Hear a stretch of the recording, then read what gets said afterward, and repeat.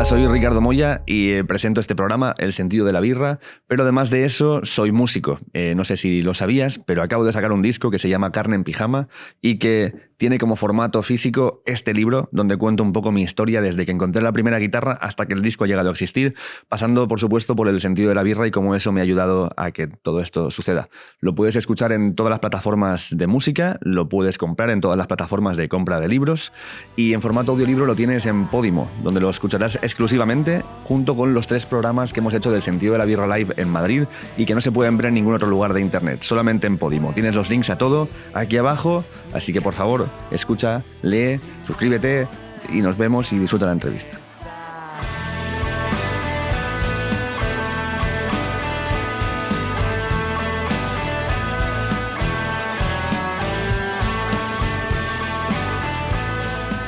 Ok, arrancamos. Beatriz Fernández, bienvenida al sentido de la birra.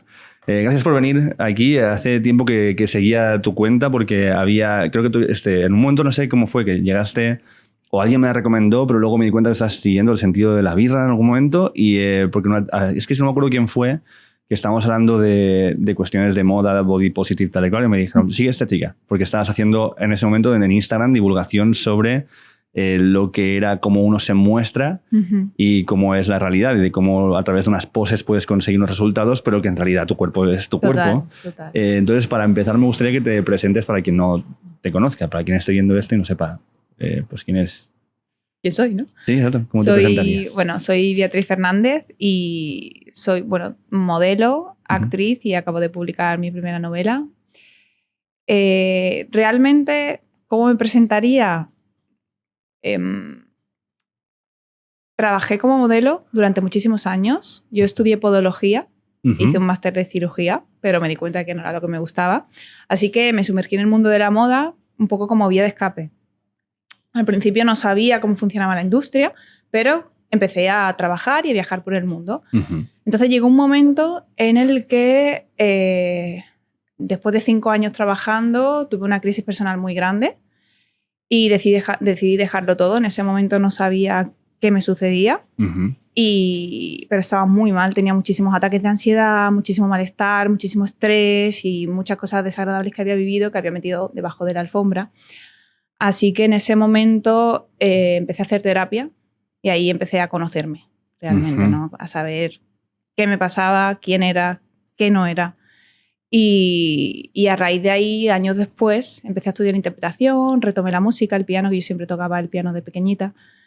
Y sentí un impulso muy grande por contar lo que había vivido, por mostrar la realidad y sobre todo lo sentí porque quería que las mujeres dejaran de sentir vergüenza, que dejaran de culparse por haber vivido abusos sexuales, por haber desarrollado trastornos de la conducta alimentaria como yo desarrollé, por rechazar su cuerpo a pesar de todo este boom de amo a tu cuerpo tal y como es y aún así seguir rechazándolo y no entender por qué y sentirte egoísta por eso, ¿no? Las cosas importantes que hay, decir, ¿por qué yo me rechazo, no? Y fue realmente ese impulso lo que me hizo hablar y darle un cambio a todo mi movimiento. Y volví a la moda, pero desde otro punto. Y esto ha sido lo que ha dado lugar al libro que has escrito, ¿no? Que lo vamos a sacar aquí, que es Desfiladero. Que es, bueno, es tu primera publicación, como dices, pero, joder, o sea, yo por lo que he estado, me lo he leído y veo como, no sé si has escrito durante más tiempo, aunque sea para ti o tal, porque hay bastante, como que es muy agradable, fácil de leer y como que te va llevando, no sé cuál ha sido tu formación para hacer un libro así. Lo voy a dejar por aquí. Siempre he escrito, desde pequeña, porque me costaba mucho expresar mis emociones. Hablar no sabía, te lo juro. Yo dejaba a mis novios, los dejaba por carta. ¿En y a serio? mí, te lo juro. Pero por carta física. Por carta física. Era incapaz de expresar con palabras mis emociones de pequeña. Tenía un bloqueo bestial. Y a mis amigas igual también. Cuando quería contarle cosas bonitas, ¿no? Sentimientos bonitos, todo era por carta, siempre, siempre. Y tenía muchísimos diarios, además. Era como mi forma de canalizar, de entender, de asentar, de conocerme, ¿no? De sacar conclusiones. Y entonces empecé a escribir. Escribía poesía también, pero todo para mí siempre lo tenía como para mí, también por la vergüenza y el síndrome de impostora de no sacar afuera y no compartir y decir, ¿quién me va a leer a mí? ¿No? ¿Qué hago yo publicando? Es como... Bueno, claro, pues sí. A cualquier persona que lo ha escrito le pasa esto, claro. Claro. Sí. Entonces, al principio empecé a escribir mi historia porque yo tenía muy bloqueada el mundo de la moda. Yo cuando lo dejé, hubo una parte de mí que bloqueó mis recuerdos. O sea, no me acordaba de lo que había vivido, pero te lo juro, fue fuerte porque tenía episodios que no recordaba. A nivel de estrés postraumático. Sí, muchísimo, muchísimo. Y entonces empecé a escribir como modo de terapia y a recordar cosas como, wow, claro, este año hice esto y viajé a este sitio, porque lo tenía todo súper bloqueado. Y ahí empecé como a darme cuenta de cosas que he vivido, como abusos sexuales, abusos de poder, a tomar perspectiva de, ostras, que esto me pasó a mí, ¿sabes? Y todo fue como una canalización realmente, hasta que llegó un momento que dije, o sea, tengo que hacer algo con esto. Y ahí poco a poco, al final fue cogiendo forma, lo transformé en novela y me atreví, porque fue como, tenía posibilidad de hacer como un ensayo, más autobiografía, sí, o novela, pero sentí que era como, si yo veo una novela, me hicieron una pregunta, ¿no? Si vieras una novela publicada ya sobre esto que tú quieres hablar, ¿qué sentirías? Y digo, me hubiese gustado hacerlo a mí. Entonces es como, vale, esto es lo que quiero hacer en realidad, lo que pasa es que no me atrevo y tengo miedo, porque siento que no soy capaz. Pero ahí rompí con algo que fue como, ostras, mi propósito de lo que quiero contar con este libro va más allá de mi miedo, están por encima de mi miedo. Y eso fue lo que me hizo romper con eso y seguir y al final, pues bueno. Y el vehículo que utilizas para contarlo es Lucía, que es como un alter ego, por lo que vi al final del libro, que está construido tanto de tus propias experiencias como de experiencias de otras compañeras que has conocido a través de hablar con ellas y de compartir un poco las experiencias. Sí. Esto es por ser más inclusiva dentro del relato, por de alguna forma también, sabiendo que gente cercana a ti lo vaya a leer, no tuviera como tanto rechazo o se sintiera mal por todo lo que has vivido. ¿Por qué decides como generar este personaje que no eres tú, pero que está construido en parte por ti? No lo hice como una forma de esconderme, porque de hecho por eso a través de redes sociales me muestro, ¿no? Y cuento mi verdad y me muestro tal y como soy, con esa vulnerabilidad, y hablo realmente de cómo desarrollé los trastornos que desarrollé, de lo que viví y de mis inseguridades. Entonces fue realmente como algo que sentí. Fue como que lo fui creando así, se fue creando solo los personajes. Me pareció una forma bonita de transformar el sufrimiento en una creación. Y no sé, supongo que de eso se trata también, ¿no? Ser escritora. También ha sido un descubrimiento para mí. Claro, llegar a esto, ¿no? A poner o generar este alter ego. Además, ¿cómo nace Lucía? O sea, ¿por qué de entrada el nombre? Porque ella es de Jerez también como Sí, tú. Sí. Tiene cosas... ella ha estudiado farmacia, tu podología, pero o sea, como que hay paralelismos, ¿no? ¿Qué pones? ¿Por qué Lucía? Pues mira, varios motivos. Lucía por el significado que tiene tanto como luz como lucir. Vale. Que me relaciona a la moda, ¿no? Y me gusta también el apellido, que es Callado, que es Lucía Callado.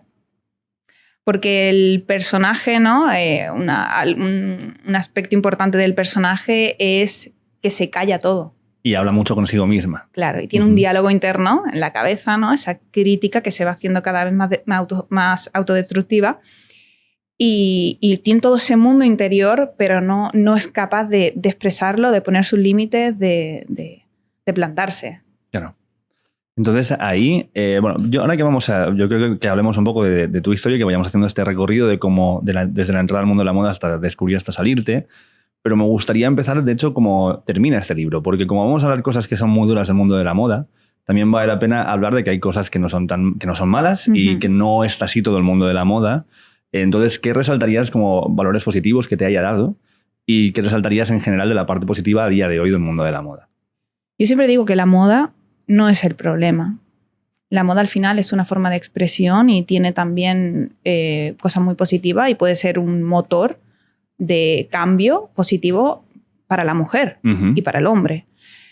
Y que el problema al final son las personas inconscientes, algunas personas inconscientes que hay dentro de la industria de la moda. Entonces la moda, pues es eso, yo creo que la moda depende de cómo cada uno lo manifieste. Y entonces, dentro de ello, cosas que yo veo que pueden ser lo más atractivo desde fuera para alguien a formar parte del mundo de la moda es generarte, pues tener visibilidad pública y cosas que parecen buenas de entrada, ¿no? Como que la gente te reconozca, ese reconocimiento social, etcétera. Que hay bastante pasta detrás, que se cobran cosas que por lo que puedes cobrar en un shooting, pues hay gente que tendría que estar trabajando 2 meses tranquilamente, ¿no? Haciendo otro tipo de trabajo. Exactamente. Lo que pasa es que no siempre sucede, porque a veces a lo mejor estás 3 meses, 4 meses que no trabajas nada. Claro, exactamente. Y luego te sale un trabajo que cubre 2 meses. Entonces es como esa... Hay que lidiar con esa incertidumbre. Eso es. Constante. Pero bueno, es eso, positivo y negativo. A mí realmente lo positivo que me ha traído la moda es viajar por el mundo y enfrentarme a situaciones completamente diferentes, sola, y me ha hecho conocerme a mí misma, ¿no? Me ha hecho enfrentarme a todos mis miedos, a todas mis inseguridades sola. Y he tenido malos momentos, pero han sido a través de esos malos momentos que he podido cambiar y hacerme más fuerte. Las personas también que he conocido. Al final salir de tu círculo, ¿no? Yo venía de Jerez de la Frontera, que hace 10 años atrás había una mentalidad muchísimo más cerrada, ¿no? Simplemente por el hecho de que no había redes sociales como hay hoy en día. Entonces salir y vivir en Nueva York, vivir en París, vivir en Miami, conocer a personas con distinta visión de la vida, a mí me hizo crecer muchísimo como persona. Me hizo también quitarme todos esos prejuicios que tenía y todos esos miedos y ese clasismo que yo tenía también condicionado, ¿no? Como si estudias una carrera, por ejemplo. Si estudias una carrera universitaria, eres más válido que una persona que trabaja en cualquier otro tipo de trabajo que no requiera unos estudios, ¿no? Todas esas cosas que tenemos metidas, ¿no? A mí me hizo como, ¡buah! Me los quitó todo. ¿Cómo es tu primer contacto con la idea de participar dentro del mundo de la moda? Porque claro, como consumidora, me imagino que también, como muchas chicas jóvenes que ven las revistas de moda y es una cuestión habitual, ¿no? Que es como un consumo constante de esto es lo que es. Pero yo no tenía ni idea. Nada. O sea, yo no, nada. Para mí fue como, ostras, ya te digo, fue como una decisión desde el miedo, desde el qué hago con mi vida. Porque había dejado la carrera y un máster de cirugía que me habían pagado mis padres y yo era como, yo no puedo decirle a mis padres que voy a dejar todo esto sin tener un plan B.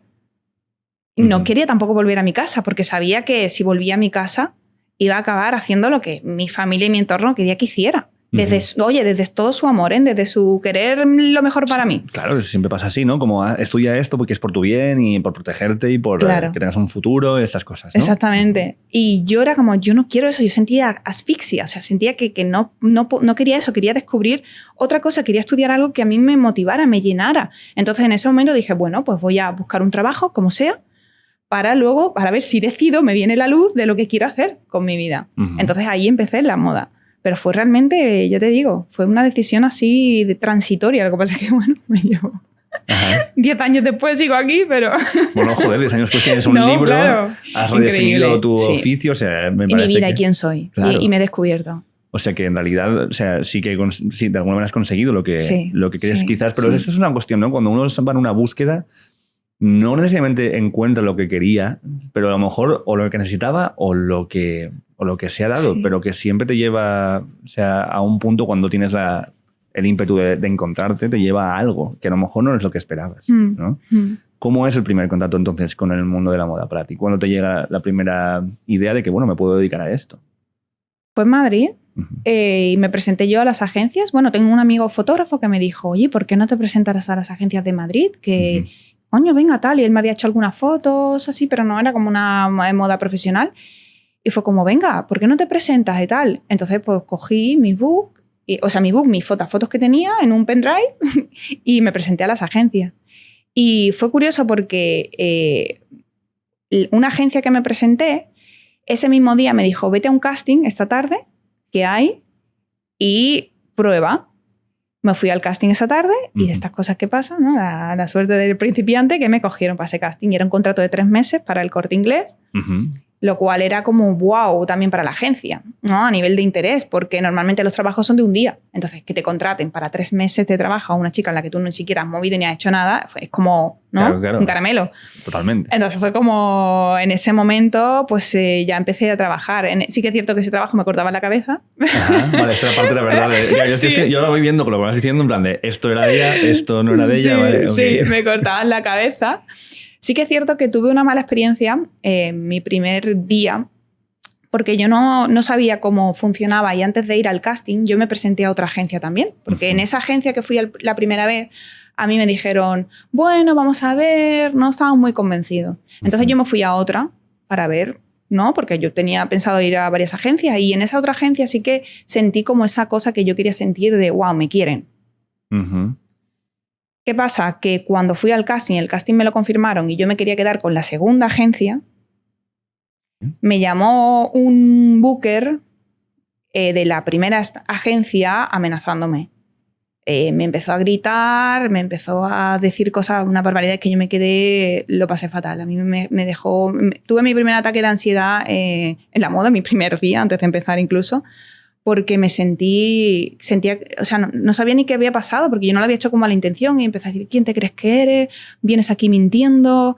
Empezó a amenazarme. A ese tío lo echaron de la agencia ya unos años atrás porque hizo barbaridades. Pero en plan de este rollo de te voy a joder todos los trabajos que tengas de aquí en adelante. Niñata de mierda, ¿quién te crees que eres? Viniendo aquí, nos has mentido.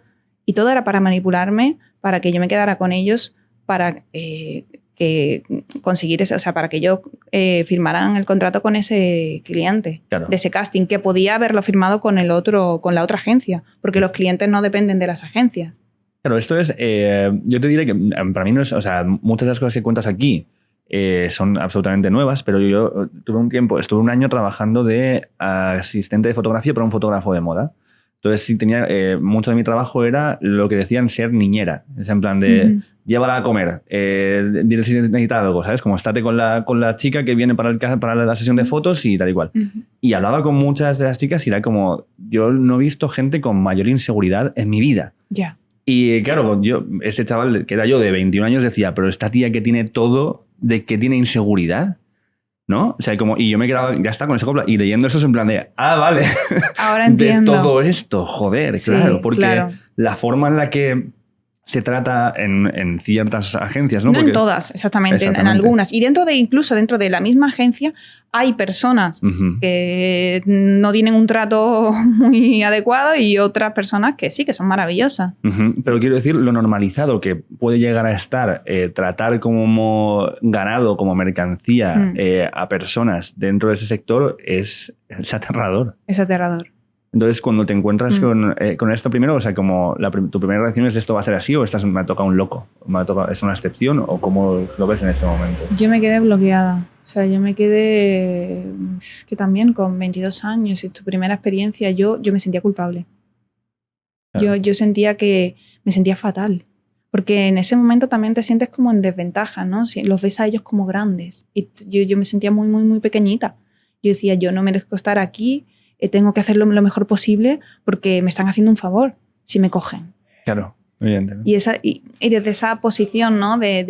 Con toda mi compasión, que lo digo ahora, de esa posición de inseguridad, al final permite ciertas cosas que no tenemos que permitir.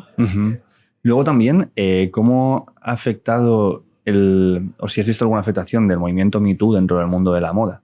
Porque dentro del mundo de la actuación ha salido mucha gente diciendo de los abusos que han habido por parte, pero aquí dices un montón o sea, me voy refiriendo al libro, pero también sé que el libro no es tu historia, pero sé que está nutrida en parte de tu historia, en parte de otras, y también puedes hablar de tus casos concretos, pero como también había mucha normalización de esos abusos de poder, ¿no?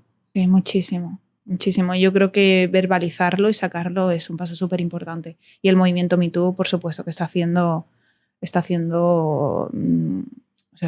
positivo, ¿no? Para esto. Pero lo que veo es como que desde la perspectiva de quien lo está sufriendo en ese caso, es como, bueno, seré yo que estoy haciendo algo, que lo repite muchas veces Lucía en el libro, en plan de, quizás soy yo que estoy generando esta cuestión. Siempre. ¿Cómo se vive eso?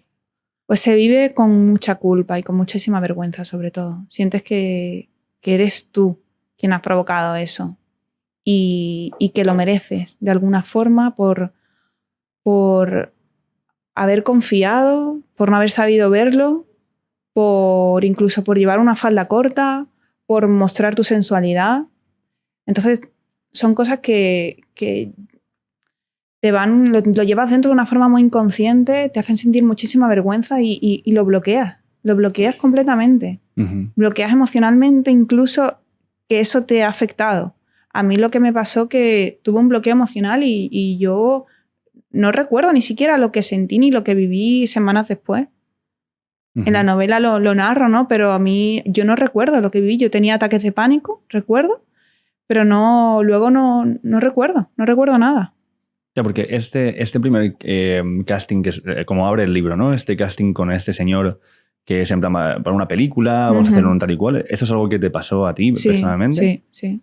O sea, si llegaste y el tipo te empezó a decir, o sea, se insinuó. Es que, claro, es muy jodido la forma, y además lo narras muy bien, ese gaslighting de, pero si esto es normal, pero si yo no estoy haciendo nada. Claro, hay una manipulación muy grande, exactamente. Ajá. Entonces tú quieres confiar en la profesionalidad, ¿no? Claro. De los artistas, de los fotógrafos, directores. Quieres confiar en el humano. Y ahí siempre tienes esa dualidad de decir, ¿esto lo estoy malinterpretando yo o está sucediendo así? ¿No? Es la cosa hasta que luego te das cuenta de que claro, de que es la otra persona que está actuando con una intención que nadie merece, ¿no? Esa violencia. ¿Has llegado a hacerles saber a alguna de estas personas lo que fue tu experiencia con ellos? Me gustaría, pero perdí el contacto completamente porque fue un director de Nueva York y fue hace muchísimos años. Yo busqué en mis correos, ¿no? El contacto y tal, pero es que no encontré. Ni siquiera... Claro, yo tenía muchísimos castings al día. Imagínate, o sea, me llegaban mails, incluso también me llegaban al mensaje del móvil americano que yo tenía. Entonces perdí el contacto. Y no, si lo tuviese ahora, lo haría. ¿Has hecho el ejercicio de intentar ponerte en el lugar de esta gente y pensar qué es lo que les lleva a actuar de esta manera? Creo que inconsciencia completa del ser humano. Desequilibrio, disfunción, ego, ¿no? Esa disfunción del ego extrema que te lleva a sacar esa violencia y lo peor del ser humano. Pero es que yo que veo es como la normalización, el hecho de decir, bueno, o sea, y de nuevo, y es que esto lo creo que pasa, no es algo del mundo de la moda. El mundo del entretenimiento pasa mucho y se han dado muchos casos tanto en Estados Unidos como en España, en el mundo de la música, que es como una forma de decir, pero si es que yo no estoy haciendo nada, es muy fácil hacer esto. La negación, ¿no? Como el ser humano, en este caso estas personas, se niegan a sí mismas esa maldad o esa mala intención para satisfacer sus deseos. Es como si pareciera que si algo no es denunciable, no existe. Si no tienes pruebas... No sé de qué estás hablando. Claro. Qué fuerte, ¿eh? Pero tú sientes como que la industria en sí es que les da permiso para eso. No creo que sea la industria que le dé permiso, pero quizá tienen la ventaja de ser, o sea, de que sea una industria sin una estructura. ¿No? Es decir, es un casting abierto y está normalizado que la modelo o la actriz vaya a casa del fotógrafo a hacer ese casting o vaya a tal estudio sola a hacer ese casting con él. Entonces eso propicia al final una situación que si pasa, ¿no? No pasa nada. No es lo mismo que a lo mejor en una empresa, lo que te quiero decir, o en un colegio, por ejemplo, que también sucede, oye, pero quizás hay un lugar más protegido, ¿no? En la moda al final son niñas pues también de todo el mundo. Imagínate, y a lo mejor una chica pues que viene de Rusia, que tiene 15 años y que está en Nueva York sola, que a lo mejor va a estar una semana, pues no, siempre es como más fácil en ese sentido para esa persona. ¿No hay mecanismos dentro de la industria como para, te digo a día de hoy, no sé el momento que tú estabas, pero para acudir a pedir ayuda en caso de que esto pase? ¿No hay algún tipo de ¿cómo decirlo?, de control o de forma de que ofrezca ayuda para que si pase esto, oye, tengas a quien recurrir porque no conoces a nadie, porque no tienes los contactos, etc. No hay. Están las agencias, pero realmente las agencias, bueno, pueden hacer lo que pueden hacer. Tampoco... Hombre, yo supongo que si ya se hablan de estas cosas sí que pueden tomar medidas. Pero ya te digo, yo creo que el problema es la manipulación que se genera en torno a estas situaciones que hace que tú te calles, ¿no? Que la persona que lo vive como víctima se calle y se culpe y lo bloquee. Pero el callarse, ¿por qué entonces? ¿Porque crees que eso te va a joder las oportunidades laborales o por...? Por vergüenza. Creo que hay un sentimiento de vergüenza de ¿qué he hecho? ¿Cómo he llegado hasta aquí? ¿Cómo he permitido esto? Yo lo sentí así, al menos. No sé cómo cada persona lo puede llegar a sentir, ¿no? Pero yo recuerdo que fue como, soy gilipollas, soy imbécil. ¿Cómo he podido llegar hasta aquí? ¿Sabes? Me sentía culpable. Es que es muy fuerte porque te sientes culpable por haber vivido algo cuando no eres culpable de vivirlo ni de provocar eso. Entonces, por eso también en la novela lo narro así, porque creo que es un aspecto importante a tomar conciencia, sobre todo las personas que lo viven, ¿no? Es como siempre está la culpa. Es muy fuerte. Claro, bueno, también es un poco la habilidad del manipulador, que es el hecho de esto, o sea, te cargo a ti de la responsabilidad. Claro. ¿Cómo te lo has tomado así? Pero si esto forma parte de la escena. ¿Cómo lo has interpretado tú? Y ya se te genera como una contradicción en la cabeza que pierdes un poco de decir, ¿qué ha pasado? ¿He sido yo? ¿Quién soy? O sea, es como que pierdes completamente esa la manipulación psicológica. Las personas que saben manipular psicológicamente así, ¿no? Incluso maltrato de género también hay esto, ¿no? Que pierdes un poco la identidad o lo que te ha pasado o quién eres. Claro, maltrato de género es, pero si yo te quiero. Claro, es como tú lo estás viendo así, pero si yo te quiero y yo te amo, estás loca. Claro, eso es. Entonces tú empiezas a decir, pues igual. Claro, o estás loco, oye, que también hay de otra manera, ¿no? Sí, eso. Pero es como... Sí, se lo veo también. O una frase que dice este fotógrafo que le está haciendo fotos a Lucía y le dice que se ponga desnuda porque le va a ayudar a poder, Claro. Luego cuando se ponga la lencería. Claro. Está claro, y es una lógica que dices, bueno, o sea, pareciera claro. que... No, si esto lo hago con todas las modelos profesionales, con todas las que han llegado lejos, esto es lo normal, esto es lo que se hace. Claro. ¿Hay comunicación entre las modelos sobre estas cosas cuando suceden o...? Muy poca. En mi caso, muy poca. Ahora ya sí. ¿Y a qué crees que se debe esa poca que había en tu caso?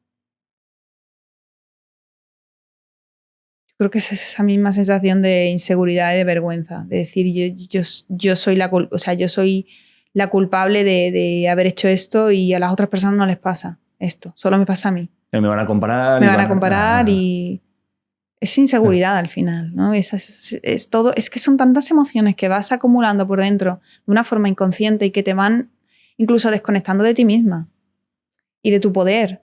Es como que vas perdiendo completamente tu poder, tu conexión, tu intuición de una manera tan fuerte que ya no eres incapaz de actuar con coherencia.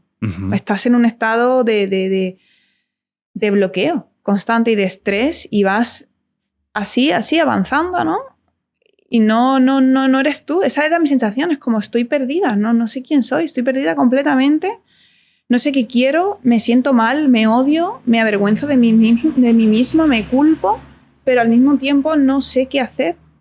Y me siento egoísta por sentirme así porque no entiendo por qué me pasa esto. Y también yo, por ejemplo, desarrollé trastorno de la conducta alimentaria y eso a mí me generaba muchísima vergüenza también y muchísimo odio hacia mí misma. Y eso también hacía que de alguna manera me desconectara más.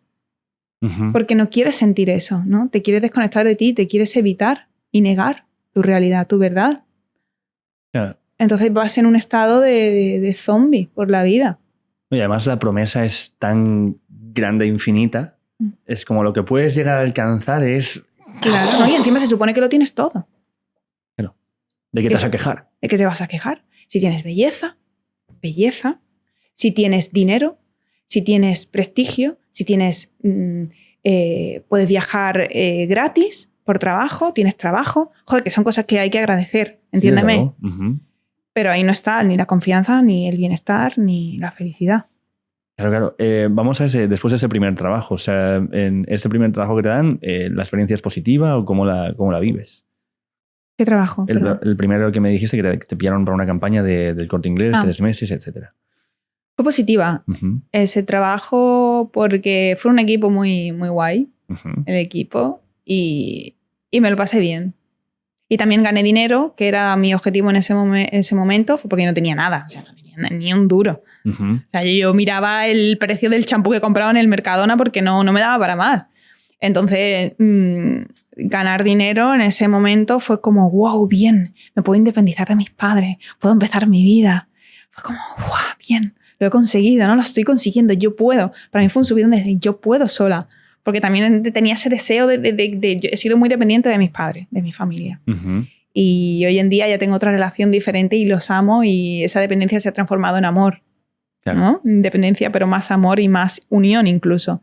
Pero en aquel entonces yo tenía el deseo de crear mi propio mundo, de crear mi vida, de encontrarme y no vivir lo que otros pensaban que era mejor para mí, que iba a ser mejor.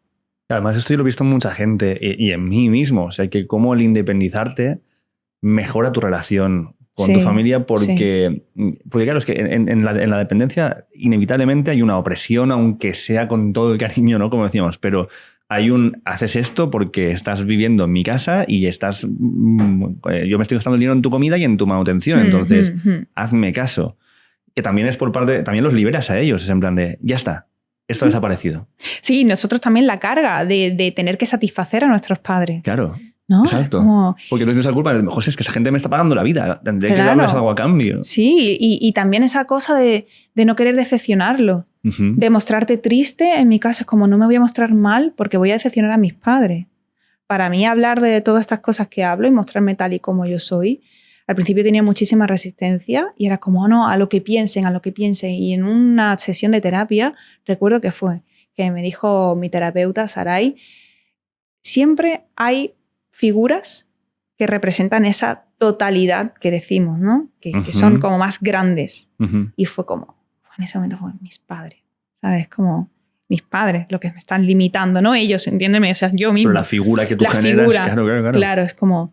Entonces, romper con eso fue lo que me hizo al final, es como, bueno, ya lo que piensen, ¿no? Los juicios de los demás, que tengan los demás sobre mí, ya como que un poco me da más igual, ¿no? Claro, yo muchas veces que eso que se habla en psicología de matar al padre, ¿no? Que dices, es que en realidad es matar la figura de autoridad y convertirla en otra cosa. Entonces ahora tú eres de tú a tú.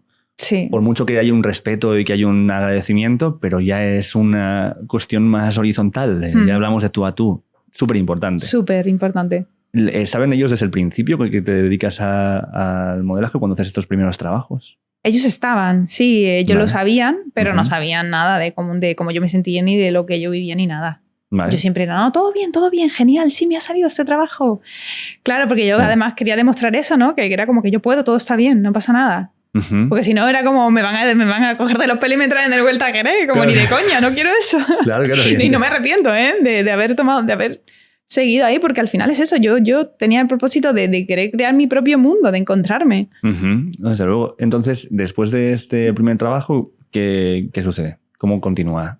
Pues ahí me costó mucho trabajar después, o sea, después de este primer trabajo yo me fui a Milán. Me contrataron en una agencia en Milán y ahí pues me fui a Milán y empecé a hacer casting todos los días y no encontré, o sea, no me cogieron en ningún casting. Durante muchísimos meses y ahí entré en un pozo muy negro, muy oscuro, que fue igual también como lo narro, le pasó lo mismo aquí, esto sí que es igual que como a Lucía Callado. Ahí sentí un vacío bestial, fue como una hostia de la realidad, ¿no? Porque no sabía dónde me metía y fue como esto es la moda, pero aún así dije, vale, ya sé lo que es, quiero seguir. Porque me sentía de alguna manera como más fuerte. Yo creía que me sentía más fuerte en ese momento. Decía, vale, lo he superado, puedo volver de otra manera más fuerte. Y entré como en un estado de autoexigencia y también me sentía de alguna manera agradecida porque al final me estaba llegando la oportunidad de viajar por el mundo, de ser modelo internacional, ¿sabes? Era como, wow, yo que vengo de Jerez, tal, de repente estoy en Milán, ¿sabes? Y todo el mundo es como, wow, como modelo internacional, tal, no sé cuánto, viajando en Milán. Claro, para mí era como, ostras, claro, pero en el fondo era como, pero no sabéis lo que hay en realidad, pero al mismo tiempo me sentía mal y egoísta de decir, no es todo como parece. Porque es como, qué caprichosa, ¿no? Claro. Que estamos aquí, que no tenemos ni trabajo, en Jerez, encerrados, y qué caprichosa la niña, que encima que está en Milán. Y yo, claro, yo solo lo creía también. Era como, ostras, ¿cómo me voy a quejar? Claro. Y lo del piso de las modelos es real. Es una estafa brutal esto. Es una estafa. Pero eso sí que es una estafa. Eso está muy instaurado, además. Ostras, en Milán, sobre todo. Yo no he viajado tampoco a todos los países, pero en Milán, 12 mujeres metidas en un mismo apartamento, con un baño y además pagando 750 euros por una cama en una habitación compartida. Es una barbaridad. No tenías ni salón, ni siquiera un sofá, una zona común. O sea, tú entrabas en el apartamento y el único lugar que tenías para estar era tu cama. Claro. Eso es una depresión al final. Imagínate, meses tras meses, solo tu cama y sin ni siquiera tu intimidad.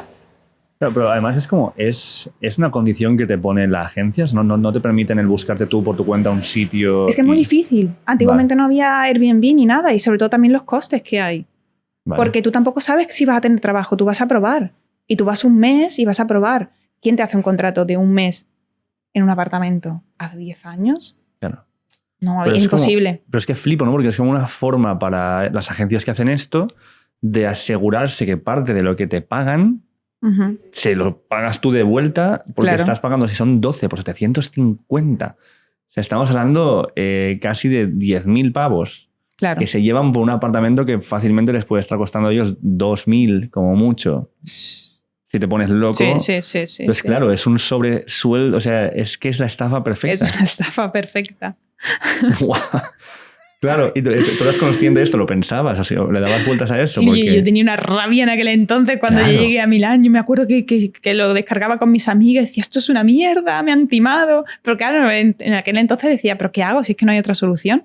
Claro, ¿cuál es el plan B? ¿Cuál es el plan B? Es lo que hay. Porque yo hablé también, en aquel entonces hablaba con mi booker de mi agencia madre en aquel entonces y me decía, vea, es que esto es lo que hay. O sea, es que Milán es así. Y era como... Claro, ¿qué voy a hacer yo? ¿Qué voy a decir yo, Beatriz Fernández, que acabo de empezar, que no soy nadie, ¿no? En aquel entonces, como me sentía yo tan pequeña, ¿quién soy yo para decir qué? A las agencias. Es como, me callo, me aguanto y sigo. Entonces, vida de estar meses en una cama, no saliendo porque no conoces mucha gente, todo es caro si quieres salir de fiesta, etc. Sí. Y el personaje de Julieta es como de reales en este caso. No es real. No había Julieta. No había Julieta. Wow. Claro, es que yo cuando salía leyendo digo, bueno, por lo menos aparece sí, algo. Verdad. Entonces, ¿cómo crees el personaje de Julieta? Increíble. De las cosas más increíbles que me ha sucedido creando Desfiladero, porque no lo tenía pensado, yo tenía mi guión, o sea, mi estructura hecha, ¿no? Y cuando yo estaba allá en Milán creando, ¿no? Dije, vale, quiero que aparezca alguien que pueda como acompañar en este proceso, ¿no? Y apareció solo el personaje. Y se fue creando y yo me metí de alguna manera, o sea, que te lo juro que no sé cómo pasó, me metí en la historia y empecé a escribir y de repente el personaje empezó a cobrar vida. Ajá. Y fue como, wow. Y se fueron de fiesta, ¿no? Lo que sucede y era como... Es que me escuché, fue algo que nació no sé de dónde, te lo juro. Como hablan de eso que dicen la musa que te cae en un momento de inspiración, pues te lo juro que fue así. Fue impresionante, a mí me sorprendió muchísimo. Claro, pues es que pero ahora saber que no existe me da un sentimiento de desolación tremendo, ¿no? Porque se decir, bueno, por lo menos ha encontrado una pava que le echa un cable y tal. No, a la mierda. No, a la mierda, yo estaba sola, no fue así. Pero sí que conocías de que existían esto de de que te dejaban como modelo ir a restaurantes, a fiestas y tal, por el hecho de que daba caché y tal. Esto sí que era una realidad que existía. Sí, eso es una realidad. Sí. Sí. Y yo salí un par de veces, en mi caso, con algunas, claro, yo estaba tan desesperada que digo, bueno, pues con las que estaban en mi apartamento que sabía, digo, pues voy a salir. Y cuando salimos, eso era tal y como era un postureo, todo era allí, o sea, reservados, privados, con modelos. Un rollo que a mí no me gustaba nada. Pero esto es como, perdona, para aclararlo, es como hay restaurantes y discotecas que si tú eres modelo vas con el... ¿Cómo se llama la ficha esta? El composite. El composite, que es una... Vamos a hablar un poco de vocabulario. Sí, porque sí, sí. antes hemos dicho Booker, que Booker es la persona que te consigue los trabajos, digamos, ¿no? Es el contacto entre el cliente y la agencia. Luego el composite es como una hoja que están las fotos, las mejores fotos del book y tus medidas. Tus medidas, tu carta como de presentación, que tú entregas a los clientes o... Sí. Entonces tú vas con tu composite a restaurantes o a discotecas y haces así, pam, vengo de esta agencia y pase usted. Sí, y te invitaban a cenar, te invitaban a champán, te invitaban a no sé de tal. Entonces pasabas de estar en un apartamento en malísimas condiciones a estar en un privado del pub más prestigioso, más glamuroso de todo Milán. O sea, era como un contraste bestial. Claro. O sea, como que es esto, ¿no? Como que pero lo que voy viendo es que todo el rato hay pequeños muestras de glamour, en plan de... Aquí, que sepas que esto es hay un premio. Hay un premio, ¿no? Por ser modelo. Exacto. Pero en el fondo dices, ¿tú qué premio es este luego, no? ¿Y de qué mierda de premio es este? Pero creo que es suficiente como para dejarte... Es como que es una presencia del sueño constantemente. Como que todo el rato esto de mostrarte en plan de... No, pero si este mundo existe y tú puedes formar parte de este mundo, ¿no? Es como que constantemente... Sí, tú puedes llegar lejos. Claro. Es esa cosa, esa promesa siempre de tú puedes llegar lejos. Vete a este casting que nunca sabes. Tienes que estar siempre preparada, siempre. Porque nunca sabes cuándo te va a llegar la oportunidad, pero te puede llegar. ¿Sabes? Nosotros estamos apostando por ti para que te llegue esta oportunidad. Vale. Y entonces, ¿qué gana esta gente que da estos lugares para que cenes o que te da estas entradas? ¿Por qué se hace? No tengo ni puñetera idea, sinceramente. Yo creo que es el prestigio. Porque al final, si se enteran que en ese bar van muchas modelos, como que, no sé, pues la gente va, no sé. Y en estos lugares hay como en los privados y tal, hay insinuaciones por parte de Peña con pasta de... Sí. Hay esa actitud de yo tengo el derecho a, ¿sabes? Porque como yo tengo dinero y yo estoy en esta posición, tengo el derecho a decir según qué cosas o a tocar según qué, ¿no? O sea, directamente, contacto físico de pam. Sí, ahí la actitud, ¿no? Vale. O sea, la objetivización sin más. Sí.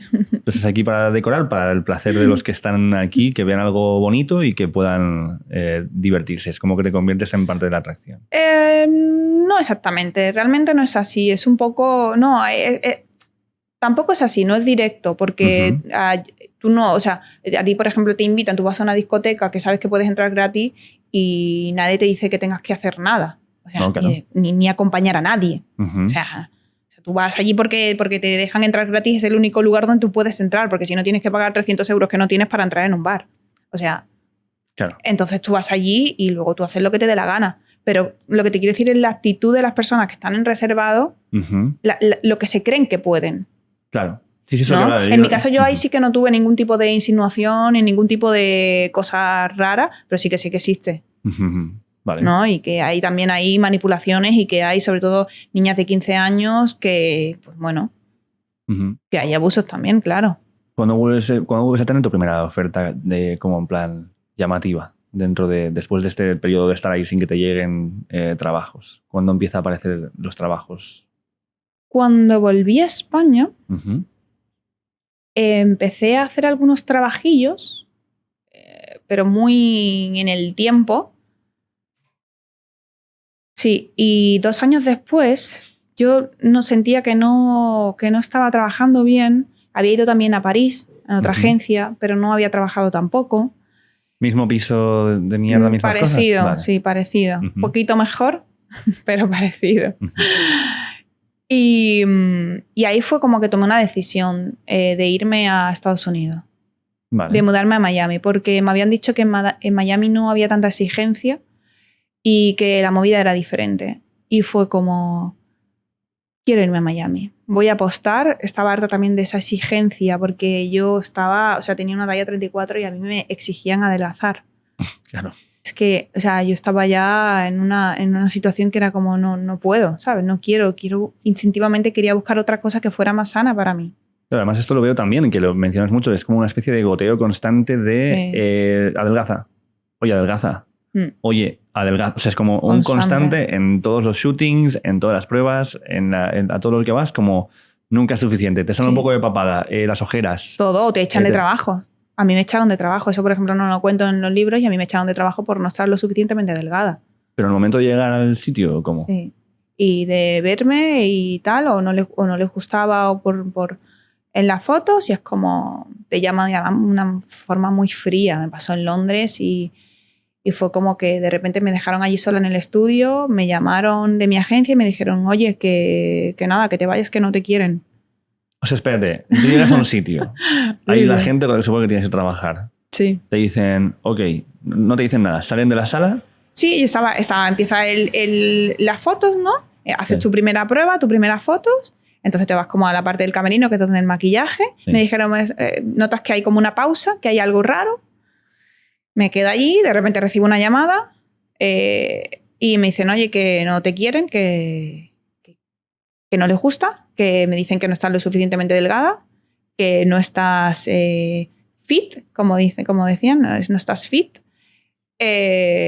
Nada, vete.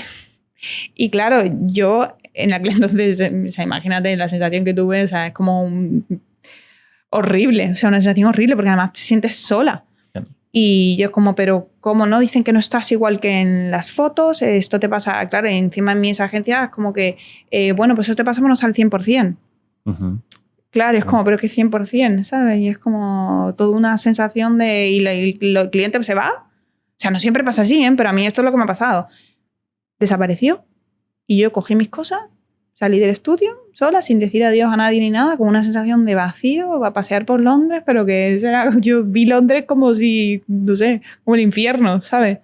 Pero además también ese tipo de comunicaciones, lo de esto es duro, tienes que darlo todo. Yo flipé el momento de ¿estás cenando? Bueno, ya, eso es súper normalizado. ¿En serio? Sí, esas cosas son súper normalizadas. O a lo mejor que te den, que te recomienden diuréticos o que te recomienden cosas así para perder peso. Y eso, es que a mí me flipó eso, el plan, ¿estás cenando? No, o sea, ahora mismo no. No, en general. En general, claro, que no cenes. Que no cenes. No cenes, claro. Ponte al máximo, olvídate de cenar. Claro. Ejercicio a muerte, olvídate de cenar, ponte al 100%. Y todos estos consejos. Que es una exigencia muy bestia. Pero todo esto viene parte de otras mujeres dentro de la industria, en general. Mujeres y hombres. ¿Sí? Sí. Vale. Pensáis que como aquí generalmente está esta figura de Rebeca, sí, ¿no? Que es sí, la que lo hace pero es esto. ficticia. Vale, pero sí.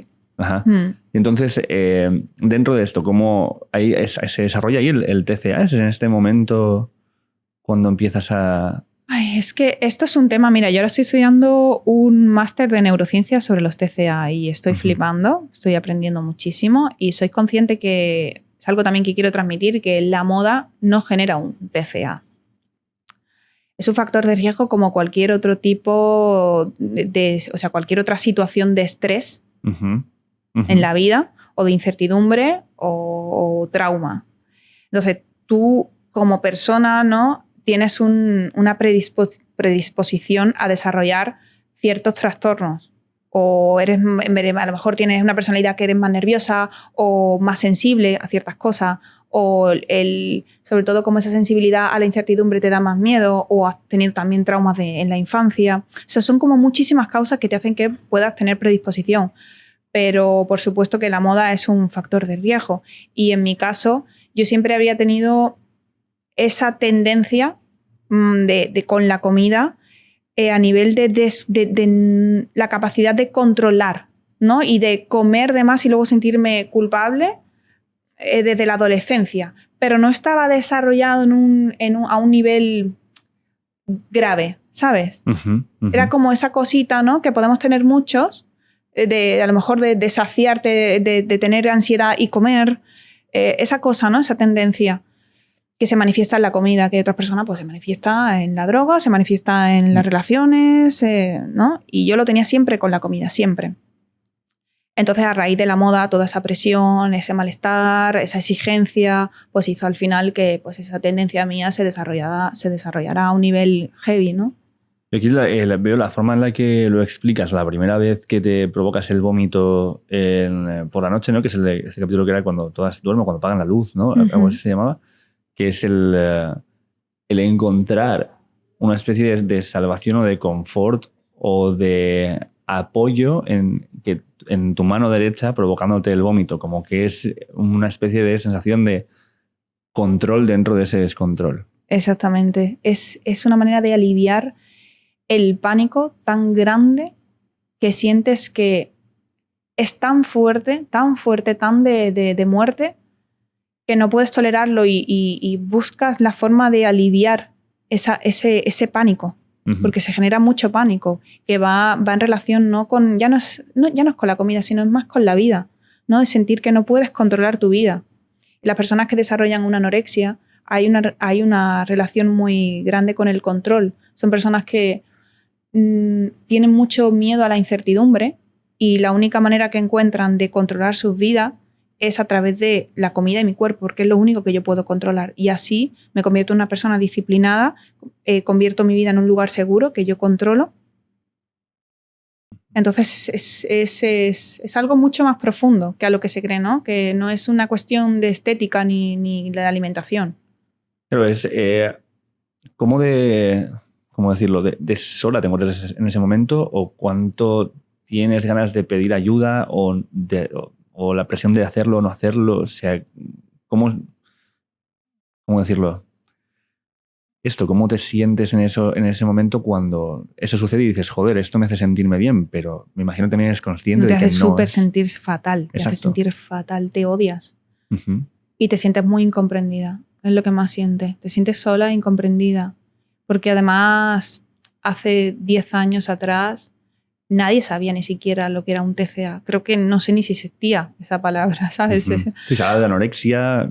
Se hablaba de anorexia y con una imagen estereotipada de una mujer a punto de ingresar en el hospital y teniendo una distorsión en el espejo, tipo paranoia, de me veo así. Entonces, claro, yo a mí misma digo, yo no me identifico con eso, ¿sabes? Entonces, ¿qué me pasa a mí? No me comprendía.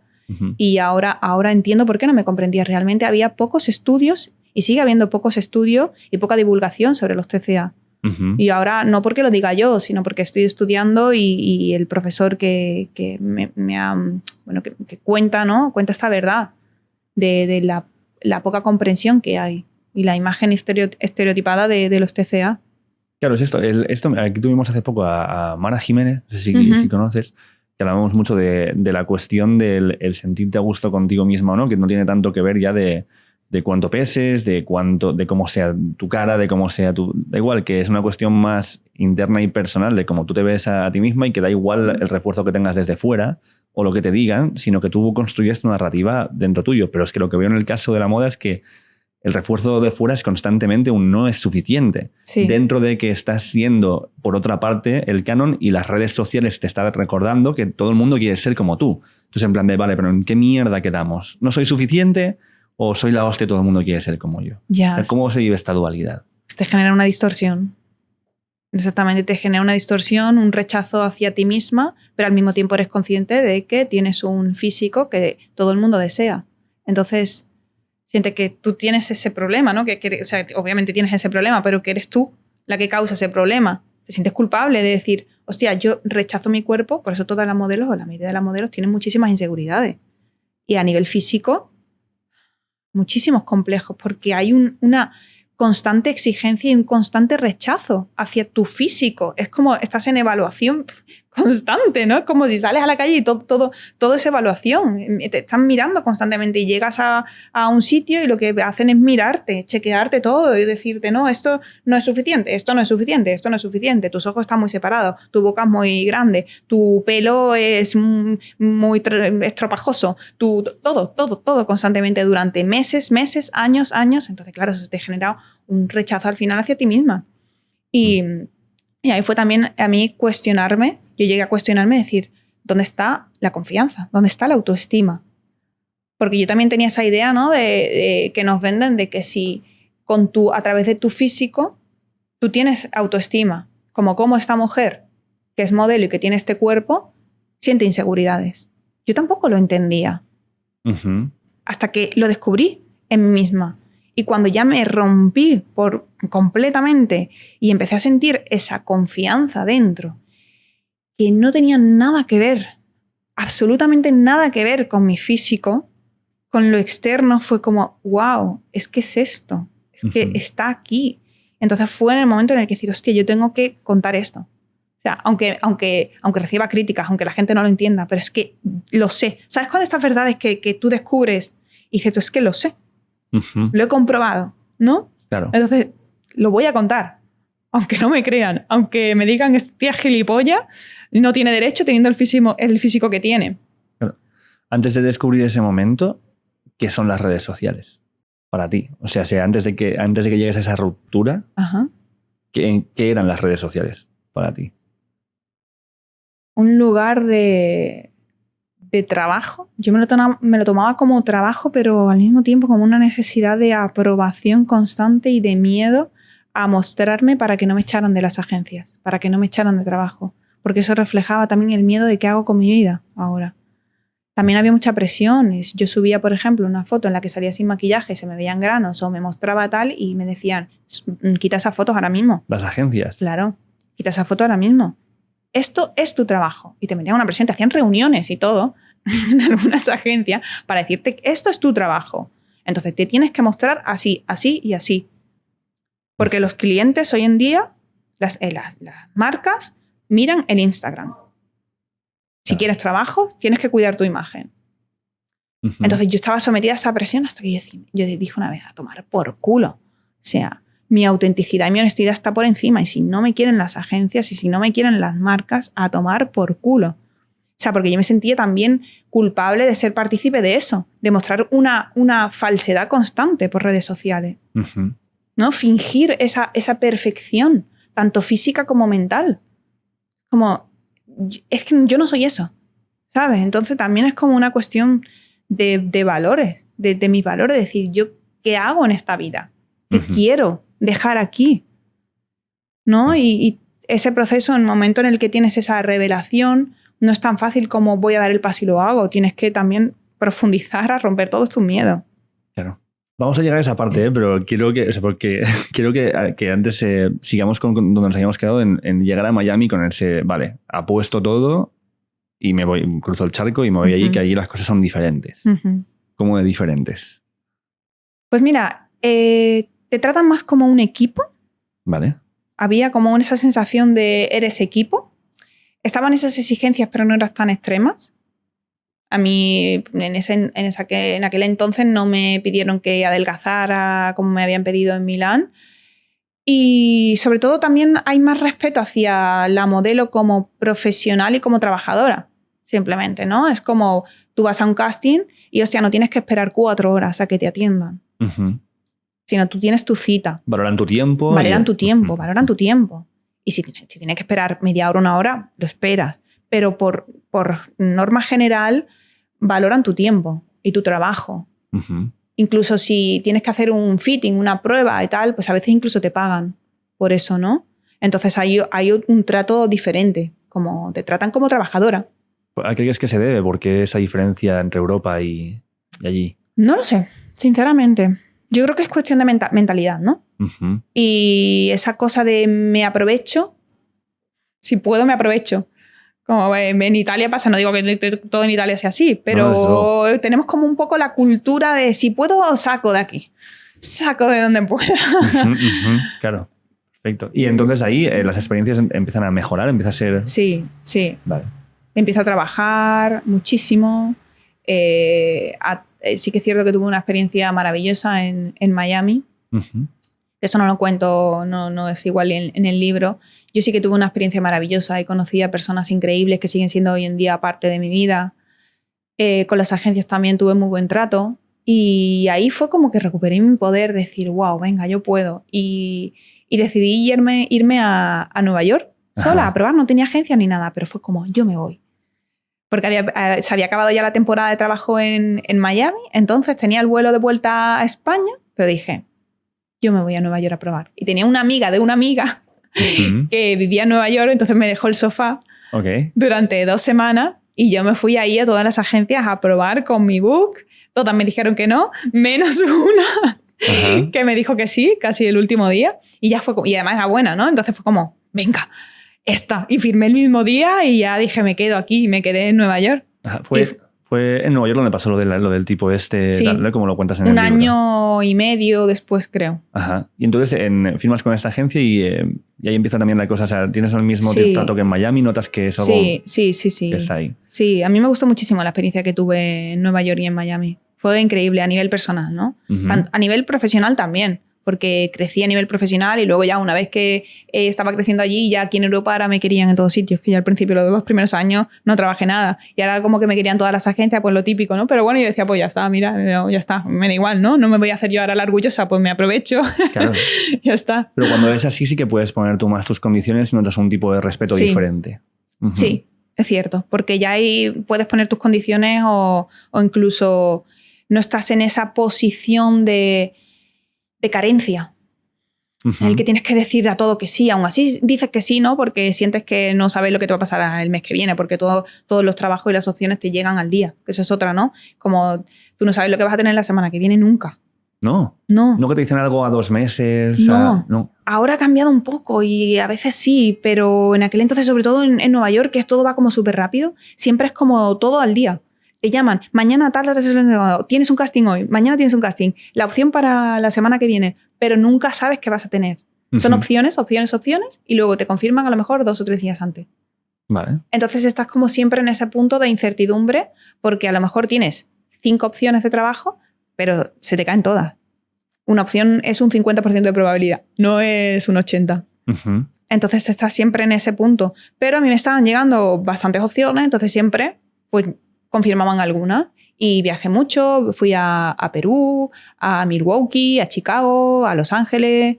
Empecé a viajar muchísimo y tuve muy buena experiencia. Sí que es cierto que luego, claro, toda esa experiencia y esa carga que yo llevaba desde los 2 primeros años, al final estaban. Entonces, en cuanto tuve un periodo de mucho estrés por muchos viajes, porque viajaba mucho también. A lo mejor cogía un vuelo de Nueva York a París y al día siguiente tenía que volver.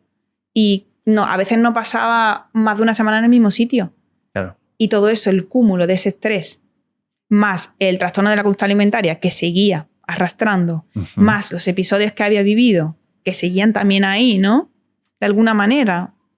Porque no estaban sanados. Todo eso estaba dentro de mí. Entonces, en el momento en el que tuve un periodo así como de mucho estrés y de cúmulo, pues al final pues salió. Y ahí vino la rotura. Sí. ¿En qué momento todo se sucede? Vino en 2017.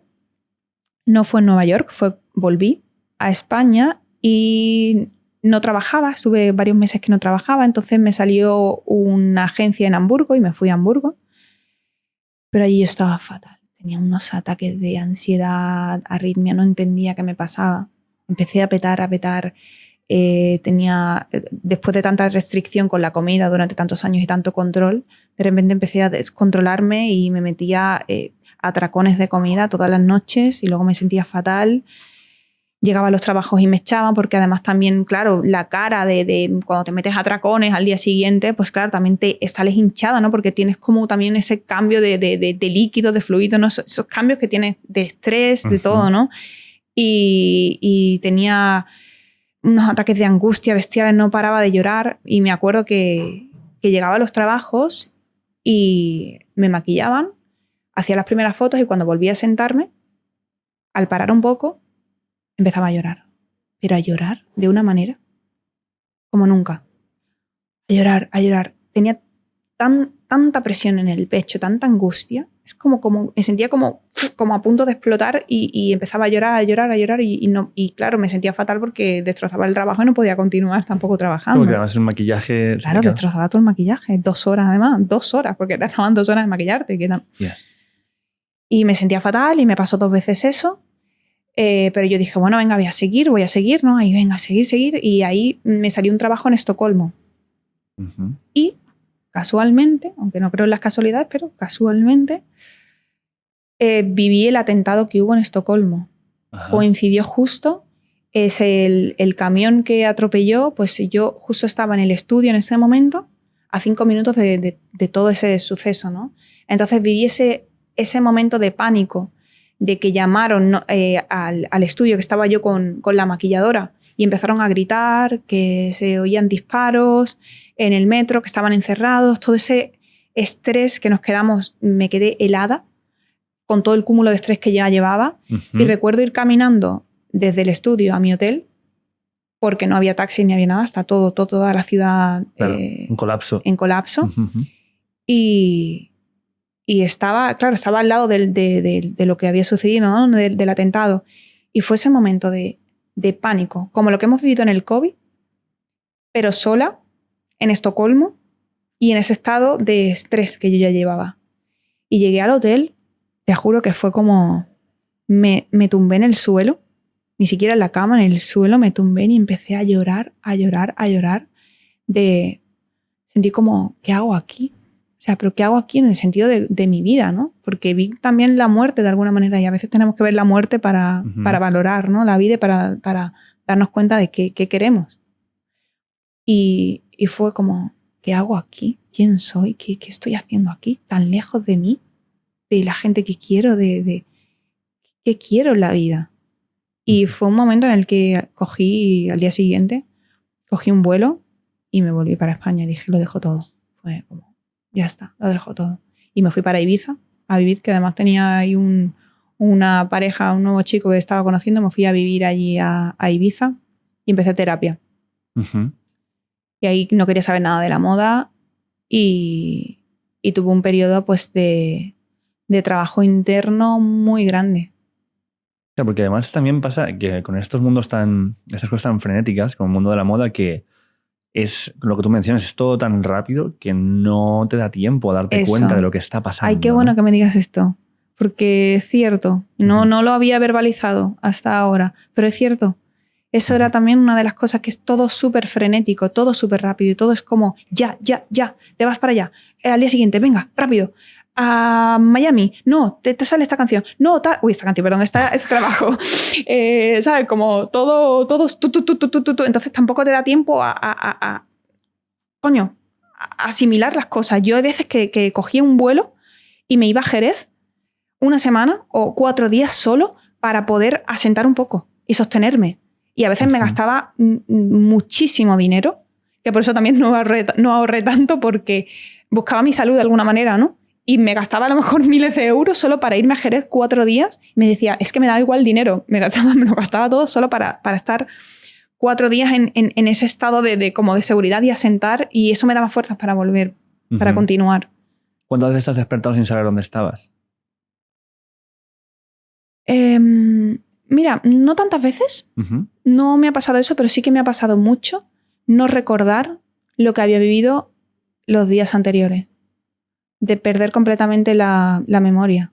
Y eso me asustaba mucho. ¿Pero de no acordarte de nada? No acordarme de nada. Tener momentos de estrés postraumático y de vivir a tanto estrés que no recordaba lo que había vivido la semana anterior y intentaba apuntar y me empezaba a dar ataques de ansiedad porque me asustaba no recordarlo. Y era como... Y me miraba las fotos. O sea, yo vivía a través de mis fotos para recordar mi memoria, porque no recordaba, te lo juro. Eso me era heavy también por ese ritmo frenético y ese estado de estrés constante que no estás, ¿no? Aquí, no estás. Yo no estaba realmente conmigo. Entonces, ¿es en este momento o en qué momento empiezas a decidir usar tu cuenta de Instagram para hacer divulgación de toda tu experiencia y de estas cuestiones, ¿no? De lo que es el mundo de la moda por detrás y las exigencias y de cómo lo viviste tú? Pues tras 2, casi 3 años de terapia, muchísimo trabajo, muchísimo compromiso también conmigo misma y mucha voluntad para estar bien, fue gracias a mi terapeuta, ¿no? Saray, que sentí esa cosa de decir, ostras, quiero hacer algo con esto. Fue un momento en el que empecé a escribir el libro, pero no quería esperar a que eso pudiera ser o no pudiera ser un libro que publicar para contar algo que yo ya quería contar. Entonces dije, vale, ¿con qué herramientas puedo contar? Y es como mis redes sociales. Que me imagino que no las usabas mucho en ese momento. ¿Te separaste de ellas? No las usaba mucho. No las usaba mucho, pero bueno, tenía ahí como mis seguidores. Entonces fue como, vale, tengo este canal que lo puedo aprovechar a mi manera para hacer lo que yo quiero hacer realmente desde el corazón. Voy a hacerlo a través de aquí. Y fue ese cambio que yo sentí también por todo lo que venía arrastrando, tal y como te dije, ¿no? De sentirme mal por mostrar una realidad que no era. ¿Te costó?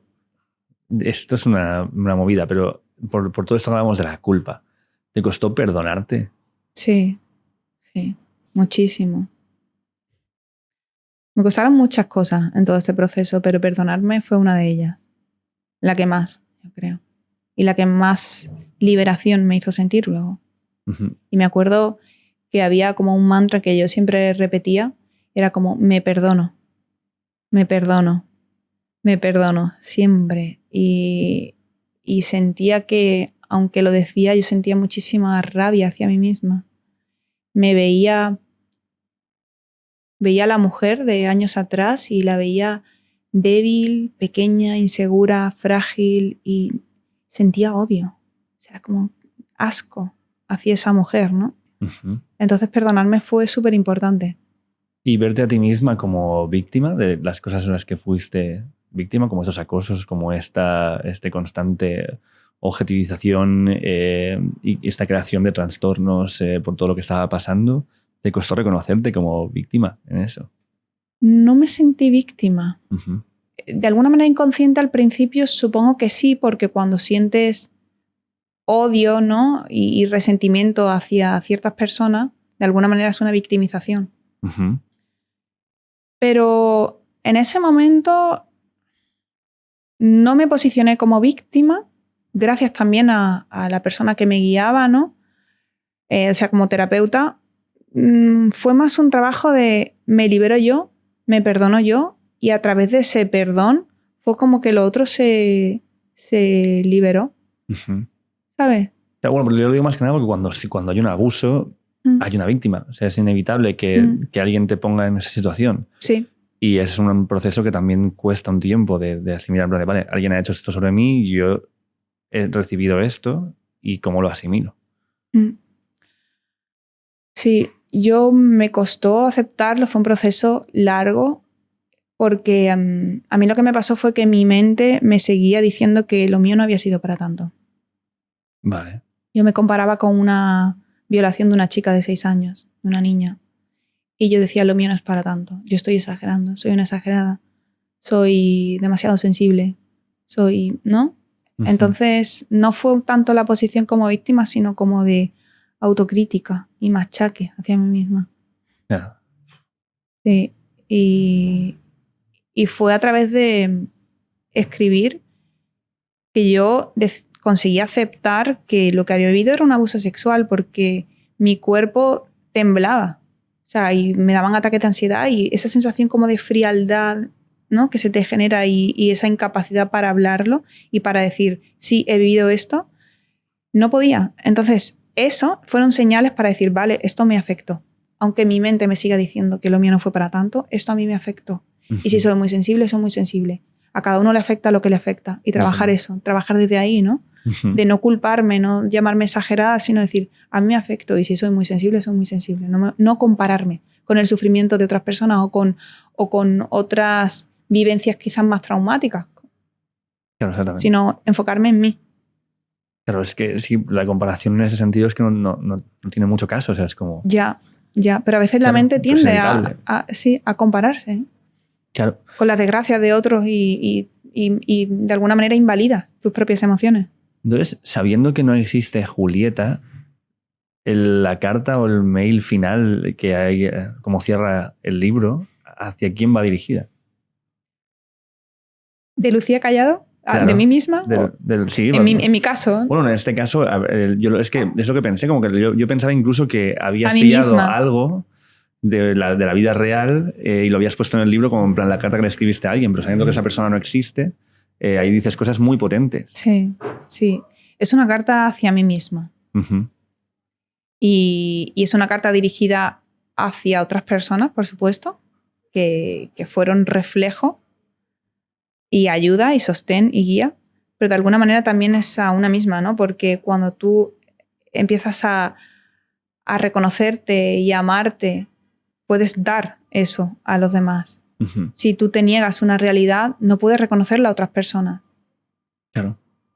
Es que aquí, bueno, ahora quiero hablar un poco del proceso de escritura, porque estuvimos aquí, estuvo Raiden hace poco, que es tu pareja, estuvimos hablando de que estabais ahí los dos como dos locos encerrados escribiendo durante un montón de tiempo y apoyándoos. Y me gustaría saber también tu versión de esto, de cómo es este proceso compartido con alguien que está escribiendo otro libro también. Y primero, cómo empieza, o sea, cómo el libro es una propuesta tuya, te lo vienen a proponer, cómo empieza la idea de, ahora viene el libro. Fue mía. O sea, fue que yo había escrito todo esto, ¿no? Sabía que tenía una historia que contar, que quería contar. Entonces, a raíz de ahí lo mandé a un editor.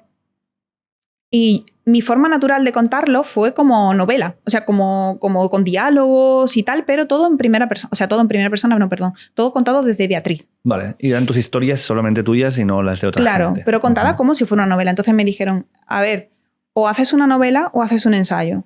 Y ahí fue cuando decidí hacer novela. Ok. Pero el proceso con David fue potente. Fue súper bonito, muy transformador para los dos y también duro. Para mí fue súper importante su apoyo a nivel emocional. No tanto a nivel profesional, que también nos apoyamos y no, bueno, pues te voy a leer lo que he escrito, no, te lo voy a leer yo, tal, no sé qué, y todo eso, ¿no? O a lo mejor nos íbamos a caminar y era como, venga, brainstorming, y nos poníamos ahí a decir ideas y tal, y todo eso al final sacar fuera te ayuda también como a darte cuenta, ¿no? A darte respuestas, pero sobre todo a nivel emocional para mí fue súper importante su apoyo. ¿Y cómo es todo ese tiempo? O sea, como cuándo decides que esto ya está. Porque uno siempre puede ir retocando, siempre puede ir añadiendo, siempre puede ir, hostia, esto lo quito, esto lo pongo. Ay, para mí ha sido terrible. Y además tenía al lado a un compañero que es cero autocrítico y que es como que lo suelta todo a la primera. O sea, y yo soy todo lo contrario, ¿no? Desde la inseguridad, desde el perfeccionismo, desde esto nunca, siempre puedo mejorarlo. Y para mí fue como el soltar, porque encima, claro, veía a la otra persona que lo soltaba todo rápido. Y era como, joder, ¿y yo por qué no puedo? ¿Sabes? Pero ahí así como un trabajo de decir, venga, Beatriz, no pasa nada. Compasión contigo misma. A ti te cuesta más esto, ostras, ¿no? Y como todo el tiempo hay un trabajo de...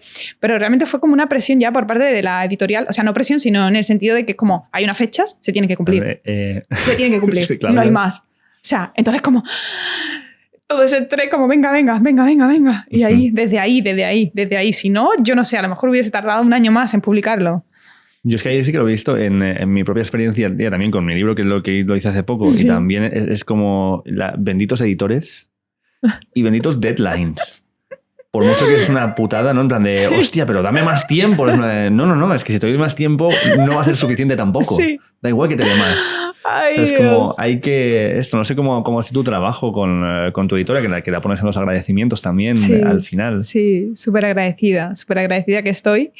Pero es eso también, ¿no? Como hay unos tiempos que hay que cumplir, es como pum, pum, pum, pum, sobre todo al final. Y es como, yo tenía esa sensación de como, ya, no me da tiempo, no puede ser. Y leía y era como, no me gustaba nada y quería retocar todo el tiempo. Y, o sea, como, Dios. Y de hecho, cuando ya se publicó, que empecé a leerlo y veía como todo el tiempo maneras de mejorarlo. Y era como, no me lo he leído. Claro. O sea, me lo he leído además como por capítulos, así, para no entrar en el... Era como... Porque me cuesta, ¿eh? O sea, como la sensación esa de que siempre puedes mejorar. Uf. Es que es inevitable. Y entonces, bueno, ahora tienes esto ya cuando esto se publique ya habrá pasado, pero justamente vas a ir el día de tu cumpleaños, que es mañana, desde el día que estamos grabando hoy, que mañana es el día 31 de mayo. Mañana es 1. Mañana es... Hostia. Mañana es 1 de junio. Tengo que irme... No, hoy es 31. Perdóname, sí, hoy es 31. Mañana es 1 de junio. Perdón. ¿Te imaginas de repente? Oh, mierda. Vale, mañana es 1 de junio y tienes que vas a ir a la feria del libro. ¿Qué tal? Como por el vídeo que he visto, me imagino que te apetece muchísimo y que es... Sí, muchísimo. De hecho, mira, me salió una opción de trabajo en Holanda y en el fondo de mi corazón yo dije, venga, bueno, acepto la opción de trabajo, ¿no? Porque era como, pues, coño, pues al final ahora mismo vivo de eso, ¿no? Del trabajo, no tengo que cobrar. Pero en el fondo de mi corazón era como que no me salga. Yo estaba como que no me salga. Y no me salió. Y dije, bien, puedo ir a la feria del libro. Entonces fue como la niña feliz. Y sí, muy agradecida. La verdad es que es como, wow, qué increíble, ¿no? O sea, si me lo hubiesen dicho hace unos años atrás, hubiese flipado. Claro. Entonces, súper agradecida. Lo que siento es agradecimiento. Agradecimiento. Miro así a todo sitio y digo, gracias por lo que me está llegando ahora y lo abrazo, porque nunca se sabe. ¿Y ha sido a través de la escritura del libro, es decir, volver al mundo de la moda, pero desde otra perspectiva, como decías antes? Al mismo tiempo fue. Uh-huh. Sí, fue como una serie de cosas. Yo no tenía pensado volver, pero me salió una opción de trabajo en Ámsterdam con una nueva agencia que había montado un booker con el que yo me llevaba muy bien, que había creado su pequeña agencia desde otro punto, y me ofreció un trabajo para una marca, pues ya desde otro punto, ¿no? Consciente, que apoyaba la diversidad de cuerpos, que tenía otros valores que iban en coherencia con cómo yo me sentía, cómo me siento, y decidí irme. Y a partir de ahí fue como una serie de cosas porque me confirmaron como muchísimas campañas así con marcas con las que yo sentía esa conexión, ¿no? Y ese momento de volver a la moda me sirvió como de inspiración para escribir. Uh-huh. Porque de alguna manera empecé a recordar y a comparar todas esas cosas que yo tenía borradas de la moda. ¿Sabes? Fue como, wow, esto me está inspirando. Y empecé a escribir. Entonces fue como al mismo tiempo. Claro. Fue guay, fue muy increíble. Fueron 4 meses que estuve en Ámsterdam trabajando súper bien y escribiendo todo. Y ahí fue como recordando, tuve un momento duro, por supuesto, porque tuve que recordar ciertas cosas que tenía bloqueadas, pero al mismo tiempo fue como súper liberador e inspirador. Pero eso te iba a preguntar, que toda esa parte que decías, que no te acordabas de días anteriores y de cosas, ¿qué has hecho para poder acceder a esos recuerdos? ¿O cómo has hecho? ¿Ha sido a través de las herramientas que has desarrollado en terapia? ¿Ha sido...? Terapia y meditación. ¿Meditación? Sí. Yo creo que un gran porcentaje de mi cambio y de mis recuerdos ha sido a través de la meditación.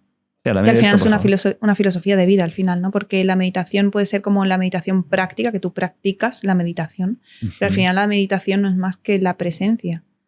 Estar contigo, respirar. De forma consciente. De forma consciente. Estar presente aquí, ahora, y te miro aquí, te miro y estoy, ¿no? Yo venía de estar muy desconectada de ese estado. Entonces tuve que practicar al principio, ¿no? Con meditación guiada, con meditación con mi terapeuta, y esa práctica fui de alguna manera integrándola en mi día a día. No significa que sea ahora todo el tiempo súper conectada meditando, pero entiéndeme, ¿no? De alguna manera lo vas integrando y vas haciendo que estés más conectada a ti y que puedas escuchar tu intuición también. Y fue a través de la meditación. No sé, siento que todo mi organismo ha ido cambiando de alguna manera por dentro. Hombre, no, hay estudios súper avalados de los beneficios a nivel neurológico y psicológico de la meditación. ¿Tú lo haces más desde una frase que se va repitiendo, desde la respiración solamente y centrarte en eso? ¿O qué técnica es lo que...? Todo. ¿Todo?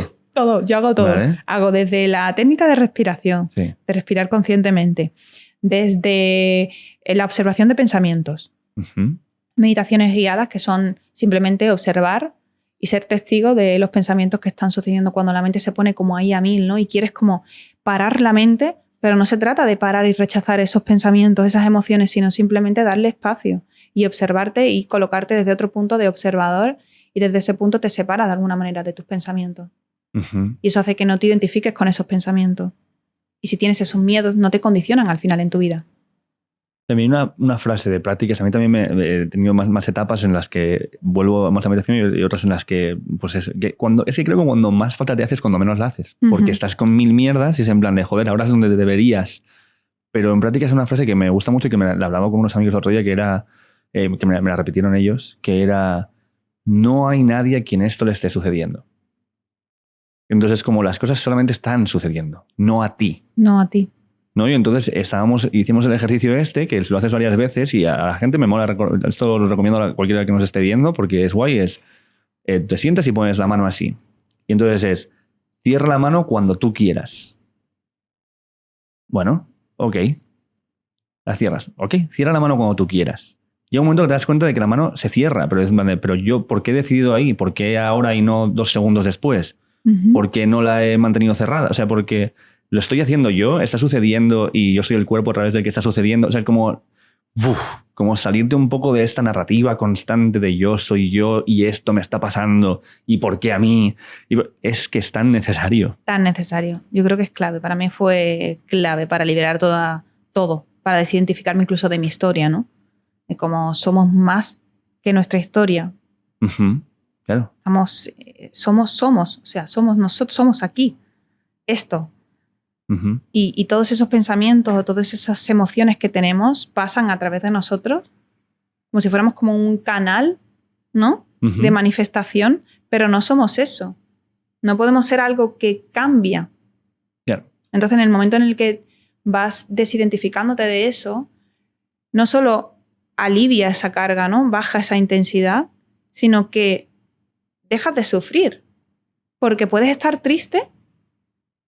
No digo que siempre, pero yo lo he conseguido de días que estás triste y estás triste. Y dices, vale, estoy triste. ¿Y qué pasa? Y te observas triste. Vale. Eso es. Pero no estás esa carga de, ¿por qué soy triste? No debería estar triste. Ajá. ¿Por qué? Porque no tengo derecho a sentirme triste. ¿Qué puedo hacer para dejar de estar triste? Y toda esa resistencia al final que te hace que esa tristeza se enquiste más aún, se haga más grande, toda esa carga y no te permitas esa emoción. Claro, es de nuevo esto, es la narrativa. O sea, nosotros entendemos mucho el mundo de una forma narrativa, que es yo soy esta persona, vengo de este lugar, pienso esto, no pienso esto, estoy a favor de esto, no estoy a favor de esto. Es como que con todo esto vas creando una especie de narrativa que pareciera que es sólida, pero no es nada, no significa nada más que te la vas repitiendo. Y lo que mola de la meditación para mí es que fuera. Rompes todo eso. Esto, Robin Williams, esto lo dijo Ignatius cuando vino aquí, que el Robin Williams llamaba la meditación ego bye bye. Es como, ya.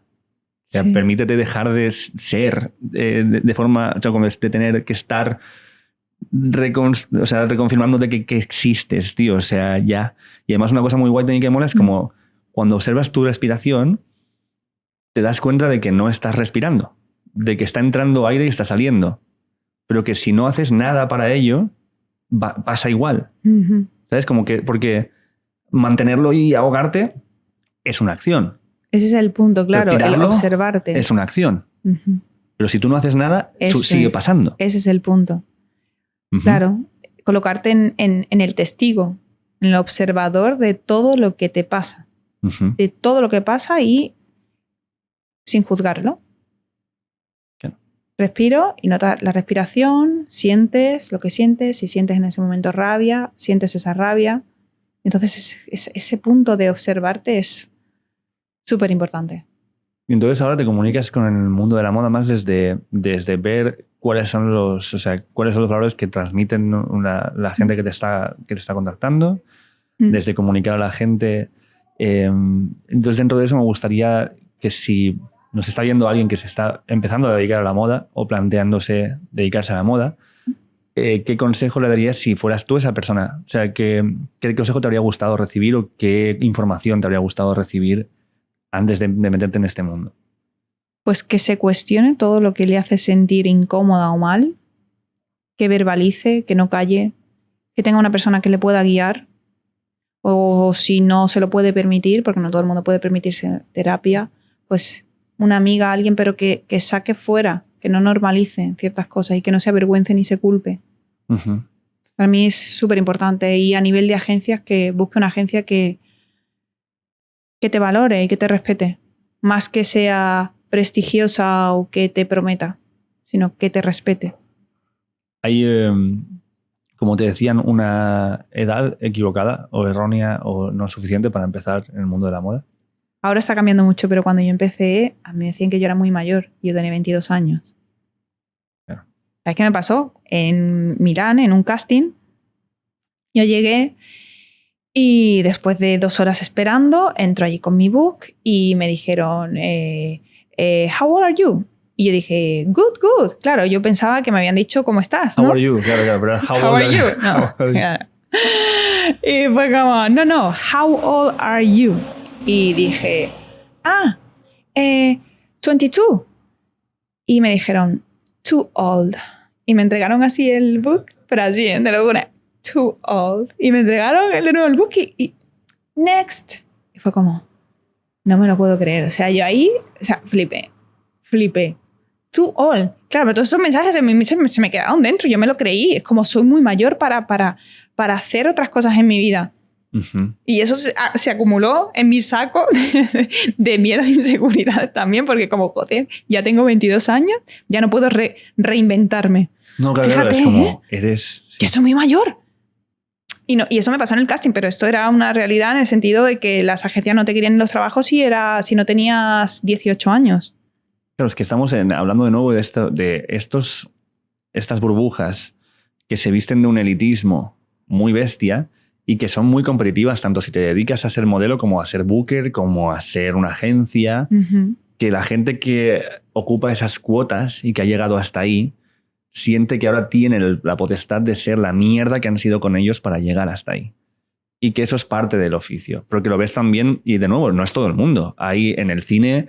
Hay directores y productores y gente maravillosa que está por en plan de vamos a hacer realidad tu idea, vamos a muerte. Totalmente, y que apuestan de verdad y que son humanos, coño, que tienen humanidad, o en ¿no? la tele o lo que sea, ¿no? Pero hay gente que es en plan de no, a mí me ha costado comer mierda para llegar aquí, sí. Ahora todo el mundo que esté por debajo va a comer mierda. Sí, y va a hacer lo que yo diga porque de esa manera refuerzo el poder, ¿no? Mi poder. Claro. Porque todo eso es desde la carencia y desde la inseguridad, ¿no? Desde esa persona, ese niño que fue herido y no se atrevió o no quiso sanar y ahora transforma ese dolor en joder a los demás. Pero es esto, yo creo que el poder para mí está en ver las inseguridades que hay detrás de esas actitudes. Del que te hace too old.